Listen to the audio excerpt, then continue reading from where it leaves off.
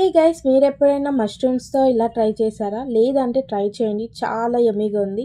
First మనం మష్రూమ్స్ని నీట్గా clean చేసుకొని ఆనియన్ని కూడా నీట్గా చాప్ చేసుకొని పక్కన పెట్టుకోవాలి.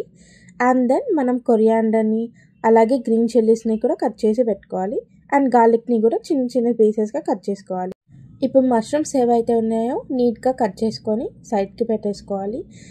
అండ్ గుర్తు పెట్టుకోండి, మష్రూమ్స్ వాష్ చేసేటప్పుడు కంపల్సరీగా సాల్ట్ అనేది యాడ్ చేసుకోవాలి. ఇప్పుడు ఒక బౌల్ తీసుకొని 1 స్పూన్ మైదా, 2 స్పూన్ శనగపిండి అండ్ 1 స్పూన్ కార్న్ఫ్లోర్ వేసుకోవాలి.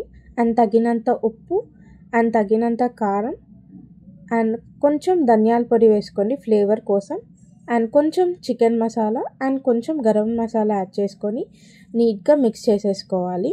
అండ్ కొంచెం సాల్ట్ తక్కువ పడుతుందేమో చూసి యాడ్ చేసుకోండి. అండ్ కొంచెం వాటర్ వేసుకుంటూ మిక్స్ చేసుకున్నాక ఏవైతే మష్రూమ్స్ ఉన్నాయో అవి కూడా ఇందులో కలిపేసి నీట్గా మ్యారినేట్ చేసి ఒక 15 మినిట్స్ పక్కన పెడితే చాలు. సో మష్రూమ్స్ అనేది నీట్గా మ్యారినేట్ అవుతుంది. ఇప్పుడు మనం ఆయిల్ అనేది హీట్ అయిందో లేదో చెక్ చేసుకొని ఈ మష్రూమ్స్ అనేది డీప్ ఫ్రై చేసుకోవాల్సి ఉంటుంది. సో ఎగ్జాక్ట్గా మనకి గోల్డెన్ బ్రౌన్లో రావాలి, అప్పుడే టేస్ట్ మాత్రం అద్దిరిపోతుంది. ఇప్పుడు ఒక కడాయిలో కొంచెం ఆయిల్ అండ్ మనం ఇందాక కట్ చేసుకున్న ఏవైతే ఉన్నాయో చిల్లీస్ కానీ ఆనియన్ కానీ గార్లిక్ కానీ వేసుకొని టాస్ చేసుకోవాలి. అండ్ ఇప్పుడు దీంట్లో soya sauce, chilli sauce and కొంచెం కెచప్ వేసుకొని సూపర్ టేస్ట్ ఉంటుంది. అండ్ ఇది కూడా టాస్ చేసుకున్నాక కొంచెం వాటర్ యాడ్ చేసుకోండి. సో ఇప్పుడు ఏవైతే మష్రూమ్స్ ఉన్నాయో అవి కూడా యాడ్ చేసుకొని కొంచెం కొత్తిమీర వేసుకొని మంచి టాస్ చేసుకొని, సో టేస్ట్ మాత్రం సూపర్ ఉంది గైస్.